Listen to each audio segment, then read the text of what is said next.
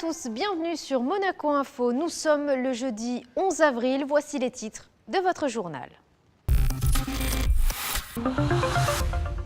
En ouverture de cette édition, retour sur la visite officielle du Premier ministre albanais en principauté. Nous assisterons à la dernière conférence de Peace and Sport. Nous vous présenterons la première édition de Platinum, le salon international du secteur de la sécurité privée. Et pour terminer, nous vous proposerons un Focus Info consacré cette fois-ci à une belle initiative de la mairie. Nous l'évoquions dans l'édition de mercredi. Le Premier ministre albanais vient d'effectuer une visite officielle en principauté. Après avoir été reçu au Palais Princier, il a assisté à une présentation économique au Yacht Club de Monaco. Patricia Navarro a pu le rencontrer quelques heures avant son départ. Je vous propose de l'écouter. On a déjà commencé à travailler sur des projets communs. Vous savez très bien qu'il est très intéressé à la protection des eaux maritimes. Nous, on a décidé de faire partie de sa commission. Et en même temps, avec sa fondation, on a commencé à aborder certains sujets sur des zones de protection maritime en Albanie, sur les plastiques et d'autres choses. Et bien sûr, on est en train de travailler sur la possibilité d'une coopération compréhensible sur le tourisme. Les passerelles économiques entre Monaco et l'Albanie pourraient être amenées à se développer encore un peu plus à l'issue de cette visite officielle. Je vois beaucoup d'intérêt, je vois beaucoup de savoir-faire, je vois beaucoup de choses à apprendre. Et pour nous, c'est très important d'apprendre. On est un jeune pays, on est dans un chemin important et difficile aussi parce que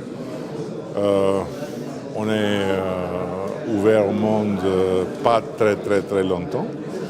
Et de l'autre côté, je pense que pour Monaco, c'est un bon investissement d'investir sur l'amitié avec les Albanais. Les Albanais sont très fidèles.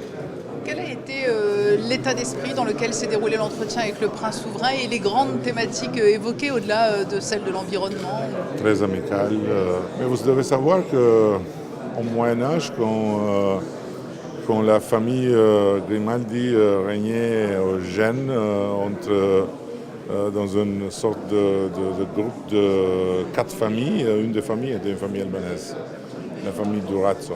Et il y a un lien assez ancien entre les Albanais et les Monégasques qu'on va renouer. Et voilà, ça serait très bien de pouvoir faire des choses ensemble en étant deux pays qui ne sont pas énormes, mais qui ont des énormes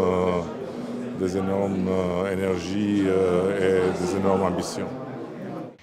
La journée internationale du sport au service du développement et de la paix s'est déroulée le 6 avril dernier. Des valeurs prônées en principauté par l'association Peace and Sport qui vient de donner une conférence autour du dialogue intercommunautaire s'appuyant sur l'exemple chypriote. Les explications de Patricia Navarro. L'île de Chypre est un très bel exemple de territoire partagé où cohabitent deux communautés côte à côte au quotidien. Et pour favoriser le dialogue et la coopération entre les communautés chypriotes grecques et chypriotes turques, l'association monégasque Peace and Sport et la Stelios Philanthropic Foundation ont décidé d'unir leurs forces et leurs moyens pour organiser la journée du football amical le 19 mars dernier dans le petit village très symbolique de Pila. Une conférence vient de se tenir pour revenir sur cet événement au cours duquel le sport a joué le rôle d'élément fédérateur. Pila, c'est un village où les deux communautés se rencontrent. Et donc c'était assez symbolique pour monter cette rencontre de football entre, je dirais, les deux grandes équipes du Sud et du Nord. Et c'était l'occasion symbolique aussi de démarrer la campagne Wildcard cette année. L'an dernier, nous étions en Colombie avec le président Juan Manuel Santos et Monseigneur. Cette année, on partait de Chypre avec cette rencontre très symbolique. Cette conférence aura également marqué l'occasion de dresser un bilan de la Journée internationale du sport au service du développement et de la paix qui a été célébrée le 6 avril dernier. C'est une journée qui a été créée par les Nations Unies avec le soutien du CIO et on a une sorte de leadership sur cette campagne. Alors je peux vous donner les premiers chiffres parce que la campagne se termine le 19 avril, mais aujourd'hui on est à 80 millions de personnes impliquées. L'an dernier on avait battu le record, c'était 90, mais il nous reste encore pas mal de jours, donc je pense qu'on sera au-dessus des 100 millions. Et puis surtout, l'an dernier, on avait 850 programmes qui tournaient. Là, on est déjà à 1130 programmes dans 180 pays. Donc c'est déjà, je crois, un gros succès. Et tout part de Monaco, bien entendu. Tout part de Monaco, où sera une nouvelle fois organisé le grand forum international annuel du 11 au 13 décembre, avec la présence de grands champions tels que le footballeur Didier Drogba, des champions qui ont choisi de porter les valeurs véhiculées par l'association monégasque, valeurs de neutralité, cohésion, équité, ainsi que la promotion des droits de l'homme. Ouverture hier au Grimaldi Forum de la première édition de Platinum. Ce salon international du secteur de la sécurité privée est dédié aux entreprises, aux administrations et aux collectivités qui sont à la recherche d'innovation, d'expertise et de solutions en matière de lutte contre la malveillance. Dominique Poulain vous en dit plus. Vol, agression, cambriolage, intrusion, cyberattaque ou encore effraction, l'insécurité ne cesse d'augmenter depuis plusieurs années. En 2017, l'insécurité et les vols ont occasionné 1 milliard de dollars de pertes en Europe. Rien qu'en France, il y a en moyenne plus de 1000 cambriolages et effractions par jour. Il est donc nécessaire de trouver des solutions adaptées. C'est dans cet objectif qu'est né Platinum, le salon international de la sécurité privée. Tout le monde a besoin de vouloir sécuriser son entreprise, que ce soit une PME ou un grand groupe, mais également les particuliers qui veulent avoir une certaine sérénité, de vie, que ce soit au sein de leur habitation, de leur transport, etc., la sécurisation de leurs activités. Sur les stands, on y découvre les nouvelles technologies adaptées à la sécurité des personnes, des biens de luxe, des entreprises ou des grands groupes. 53 exposants présentent des solutions pour tous ceux qui cherchent des moyens de sécurité. C'est le cas de cette société avec sa dernière innovation, le sac à dos d'évacuation. Aujourd'hui, c'est le dernier système qui va permettre à une personne en péril, on va dire, imminent, de pouvoir s'extraire d'un volume, aussi bien sur le côté incendie que sur le côté tactique par rapport au risque attentat. Donc on travaille aujourd'hui avec des hôtels, on travaille aujourd'hui avec des sociétés qui travaillent sur des grues, sur des éoliennes, on travaille avec des parcs d'attractions. Et donc l'avantage en fait, c'est que là on peut travailler sur de la très grande hauteur. Donc en moins de 20 secondes on est équipé d'un sac à dos qui a une ergonomie aujourd'hui qui permet aujourd'hui réellement d'être bien dans le sac au moment de la descente. Et par rapport à ça, on a des longueurs de 25, 50 et 80 mètres d'extraction. Parmi les exposants, MC Click, une société monégasque qui conçoit des drones et réalise des prises de vue aériennes. Des appareils de plus en plus utilisés pour assurer la surveillance et la sécurité. Là, on a des engins qui sont de plus en plus performants, qui sont capables de produire de l'éclairage en vol, de communiquer directement avec des gens au sol, puisqu'on intègre des haut-parleurs, différentes choses. Des caméras qui sont capables de zoomer et des caméras thermiques. Mais les drones peuvent être aussi une menace s'ils sont mal utilisés. La parade, ce pistolet anti-drone. Il stabilise l'appareil et la communication entre la télécommande et le drone est coupée. Ou encore ce pistolet laser qui éblouit le capteur vidéo. Le but est de gêner les personnes qui voudraient par exemple prendre des photos en dépit de l'interdiction. Ce salon est également un lieu de réflexion avec des conférences données par des spécialistes. Ils informent les acteurs de la sécurité sur les tendances du domaine et mettent en valeur des actions de sécurité spécifiques à certains secteurs. Votre Focus Info aujourd'hui est dédié à une belle initiative de la mairie. Des élèves de l'Académie de musique Régnier 3 ont donné des concerts à des enfants de différentes crèches. Ce reportage est signé Fabien Bonilla.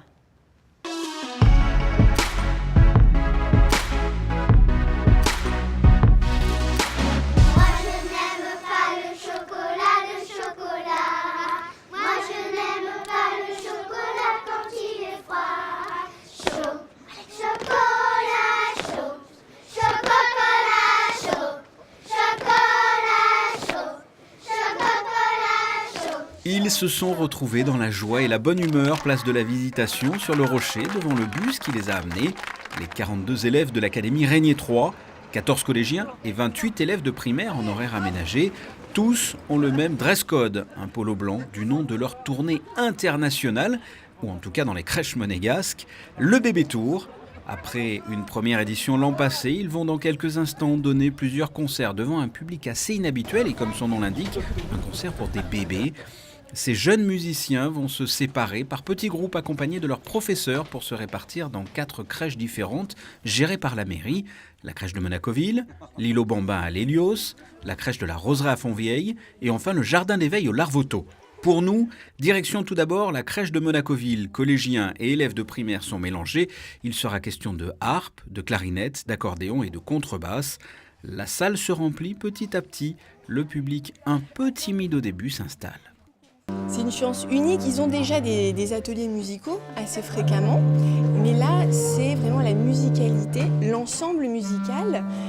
Pédagogiquement c'est très intéressant d'avoir un concert privé qui leur est offert par des élèves qui se dédient à la musique et qui travaillent beaucoup.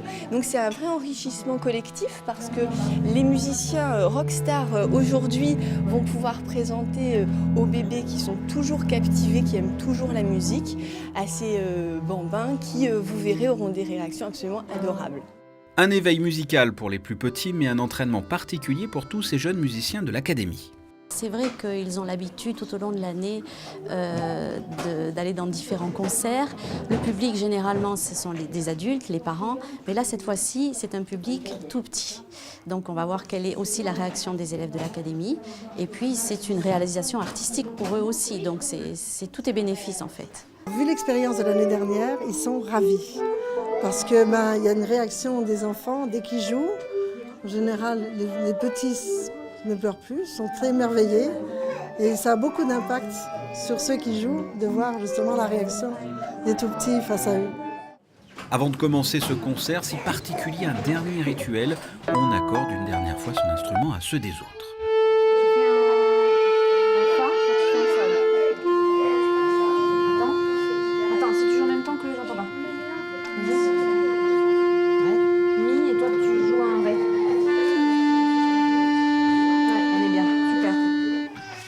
Comment tu te sens là juste avant le concert?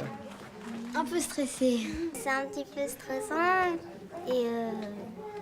et aussi c'est j'aime bien jouer devant des bébés, c'est mignon. Ça fait 6 mois qu'on est en train de travailler sur... Ouais, et vous êtes prêts là? Oui.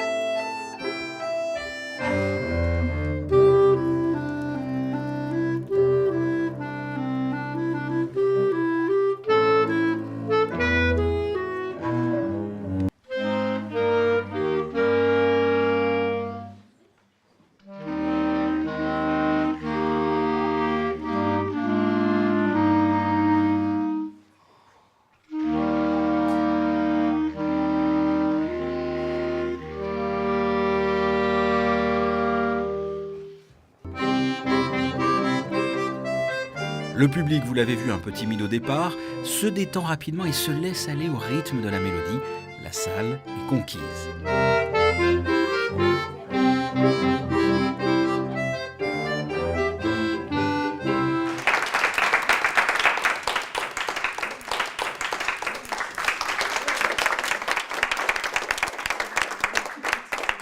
Direction une autre crèche communale, celle de la Roseraie. Ce sont cette fois des collégiens qui s'y produisent. Qu'est-ce que ça te fait tout simplement d'être là aujourd'hui et de jouer pour des enfants? C'est bien parce que comme ça ils peuvent découvrir c'est quoi la musique. Comme ça peut-être qu'ils feront plus tard. C'est bien, c'est intéressant et c'est nouveau parce qu'on n'avait jamais fait ça. C'est intéressant, on fait partager aux plus petits ce qu'on est en train de travailler depuis quelques mois. Et on voit leur réaction, on le voit maintenant, c'est comme un concert. Et il y a un certain stress ou pas du tout?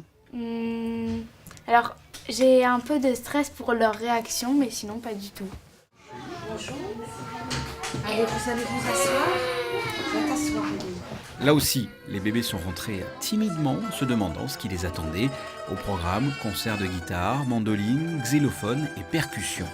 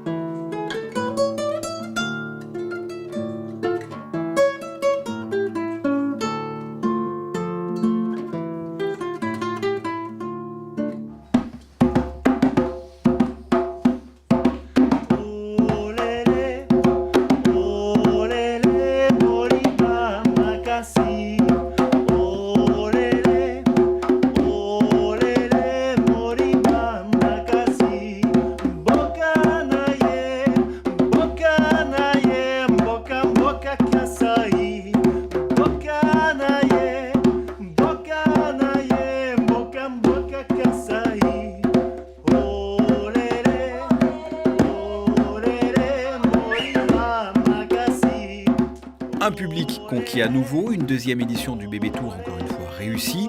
Et comme dans les 4 crèches de la mairie, à l'issue du concert, les enfants ont pu à leur tour tester les instruments, de quoi leur donner, pourquoi pas pour l'avenir, une vocation musicale. Vous venez de découvrir l'essentiel de l'actualité monégasque, place à la météo.